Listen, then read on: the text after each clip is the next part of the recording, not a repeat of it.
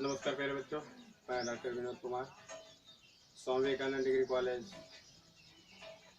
नारायणपुर, प्रीतमपुर, हीरापुर, टांडा, अम्बेडकर नगर की online class में आपका स्वागत करता हूँ। आज हम लोग पढ़ेंगे उस स्वर्णिम युग का पतन कैसे हुआ, अर्थात गुप्त साम्राज्य के पतन के कारण। प्रकृति का ये नियम है कि कोई भी वस्तु यहाँ पर निरंतर स्थिति की अवस्था में नहीं है, अर्थात चेंज द लॉ के रूल्स जो बनाया है नेचर ने, ये गुप्त साम्राज्य पे भी लागू होता है। कोई भी विकास एक अंतिम उसकी एक स्टेज होती है किसी भी चीज़ का। उस स्टेज के बाद वह अंतिम रूप जब प्राप्त कर लेता है तो उसके बाद उसका जो है क्षीण होना सुनिश्चित है। तो इसी प्रकार ये विशाल साम्राज्य, ये शांति, सुखी, समृद्धि, धर्म सहिष्णुता, प्रजा हितकारी, परोपकारी विशाल साम्राज्य का पतन जो हुआ है, उसके निम्नलिखित कारण माने जाते हैं। क्योंकि कोई भी, चाहे वो प्राकृतिक चीज हो, वो जब अपनी अंतिम पराकाष्ठा प्राप्त कर लेती है तो प्रकृति के ही द्वारा वो फिर दृढ़ हो जाती है। इसी प्रकार मानव कितना भी बड़ा साम्राज्य, कितना ही कुछ क्यों ना अपने द्वारा निर्मित कर ले, लेकिन वो निश्चित समय के बाद उसका भी क्षीण होना, खंडन होना, भिन्न होना, छिन्न होना सुनिश्चित। इसी प्रकार गुप्त साम्राज्य के भी कई रीजन बनते हैं, क्योंकि सामाजिक व्यवस्थाएं जो बनती हैं उसमें कई क्रियाएं होती हैं, और सामाजिक ताने बाने में अगर कोई भी क्रिया गड़बड़ होती है तो स्वाभाविक बात है, क्योंकि मानव का जो नेचर है वह अधिक से अधिक पाने की प्रवृत्ति, ज़्यादा से ज़्यादा विस्तारवादी, लालच, क्रोध, अयोग्यता, ईर्ष्या, कई कारण बनते हैं। चाहे वो धार्मिक कारण हो, चाहे राजनीतिक कंडीशन उसकी खराब हो, चाहे आर्थिक इकोनॉमिकल कंडीशन हो, तो ये सारे कंडीशन बनते हैं। आप इसको भली भांति समझ सकते हैं। हम लोग यहाँ देखेंगे आयोग उत्तराधिकारी। जैसा कि ये निश्चित नहीं है कि कोई बलवान हो उसका पुत्र भी बलवान हो, उसका भी पुत्र बलवान हो, ऐसा नहीं।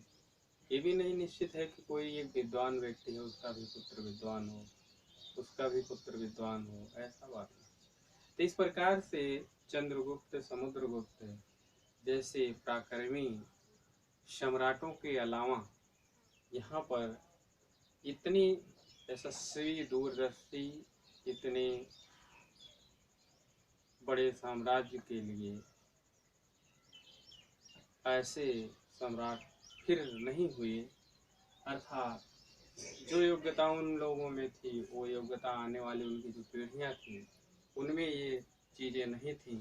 अर्थात वे अपने पूर्वजों के विशाल विरासत, विशाल साम्राज्य को कायम नहीं कर सके। अर्थात अयोग्यता भी एक कारण होता है। दूसरा है उत्तराधिकार के लिए युद्ध।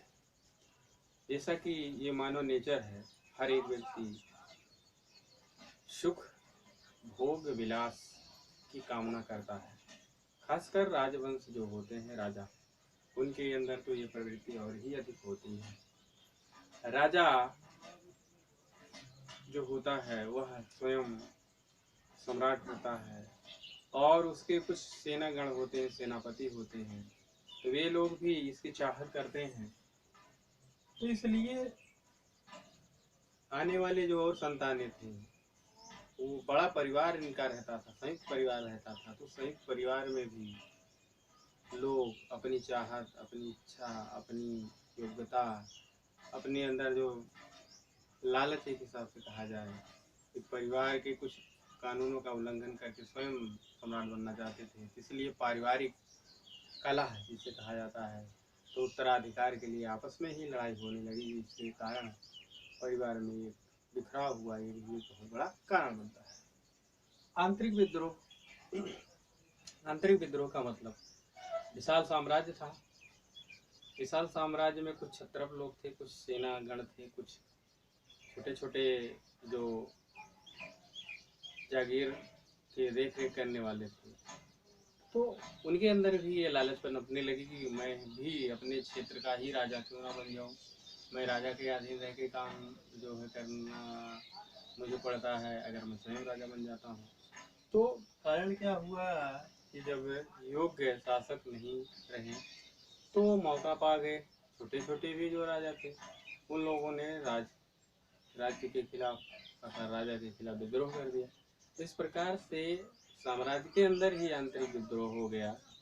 तो ये भी एक बड़ा कारण बना, क्योंकि छोटे छोटे टुकड़ों में बट गया। एक शक्ति जो थी, समृद्धि शक्ति, चंद्रगुप्त और समुद्रगुप्त ने बनाया था अपने समय में, चीज़ें नहीं रह गई। इस कारण से आंतरिक विद्रोह हो गया, और आंतरिक विद्रोह के कारण जो है ये साम्राज्य छिन्न भिन्न हो गया। तो इस प्रकार ये भी एक बहुत बड़ा रीजन बनता है। अब फिर हम देखेंगे साम्राज्य की विशालता।